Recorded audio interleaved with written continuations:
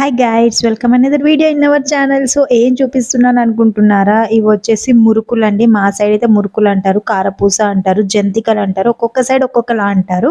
కాకపోతే వీటినే నేను మురుకులు అనే అంటాను. సో ఇవి శనగపిండితో చేస్తారు. క్రిస్పీగా టేస్టీగా రావాలంటే ఎలా చేయాలో అయితే మనం ప్రాసెస్లోకి వెళ్ళిపోదాము.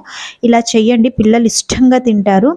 ఏం లేదండి, ఫస్ట్ నేను వచ్చేసి ఒక పావు కేజీ శనగపిండి తీసుకున్నాను. అందులోకి ఒక 1 గ్లాస్, ఒక చిన్న టీ కప్ ఉంటుంది కదా, ఆ 1 గ్లాస్ అంతా బియ్యం పిండి వేశాను. అందులోనే ఓమా, నువ్వులు, ఉప్పు, కారం వేశాను.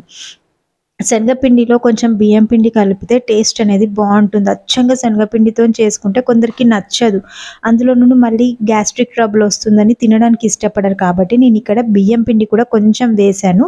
ఇలా వేస్తే టేస్ట్ అనేది బాగుంటుంది. అచ్చంగా శనగపిండితో చేసుకున్నా కూడా బాగుంటుంది, కానీ ఒకసారి ఇలా ట్రై చేయండి, మీకైతే టేస్ట్ నచ్చుతుందని అనుకుంటున్నాను.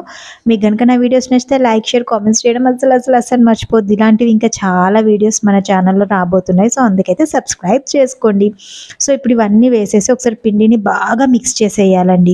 మొత్తం అంతా కలిసేటట్టు మిక్స్ చేసేయాలి. నేను కొంచెం క్వాంటిటీలో చేస్తున్నాను, ఎందుకంటే స్నాక్స్ మాకు 1 వీక్కి మించి అయితే ఏది తినడానికి పిల్లలు ఇష్టపడరు, అందరికీ తెలిసిందే కదా. అందుకే కొంచెం కొంచెం క్వాంటిటీలో చేస్తాను. మళ్ళీ 1 వీక్ తర్వాత మళ్ళీ వేరే స్నాక్ చేస్తాను అనమాట. సో ఇక్కడ నేను కొంచెం నెయ్యి ఉంటుంది కదా, నెయ్యిని కరిగించి వేసుకుంటున్నాను. మీ దగ్గర బటర్ ఉంటే బటర్ కూడా వేసుకోవచ్చు, టేస్ట్ బాగుంటుంది. ఇలా నెయ్యి అయినా బటర్ అయినా వేసి చేస్తే క్రిస్పీగా వస్తాయి, అంటే గుల్లగా వస్తాయి. టేస్ట్ అనేది చాలా అంటే చాలా బాగుంటుంది. ఒకసారి మీరు ఇలా ట్రై చేయండి. వేసి ఒకసారి బాగా కలిపేయాలి. ఇలా కలిపేసి ఇట్లా ముద్ద చుడితే ముద్ద రావాలన్నమాట. ఇలా వస్తే ఏ పిండి అయినా కూడా నెయ్యితో కలిపినప్పుడు ఇలా వస్తే వాటి టేస్ట్ అనేది చాలా ఎన్హాన్స్ అవుతుంది. ఒకసారి మీరు ట్రై చేయండి.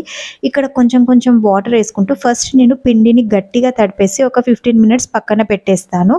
మళ్ళీ తర్వాత ఏం చేస్తానంటే, మనము కారపూస ఒత్తే ముందు కొన్ని వాటర్ వేసి కొంచెం లూజ్గా కలుపుతాను, అంటే మనకు గొట్టాల్లో నుంచి జారేలాగా కలుపుకుంటాను.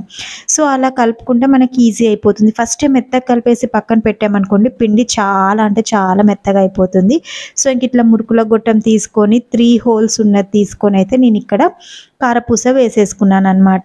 సో ఇప్పుడు నాకు ఎంత అయ్యాయి అంటే ఒక 6 పూసలు అయ్యాయి. ఇవి మాకు జస్ట్ ఒక 3-4 డేస్కి సరిపోతాయి, అంటే ఈవినింగ్ టైం స్నాక్స్ లానే తింటాం కాబట్టి ఓకే, మాకు సరిపోతాయి.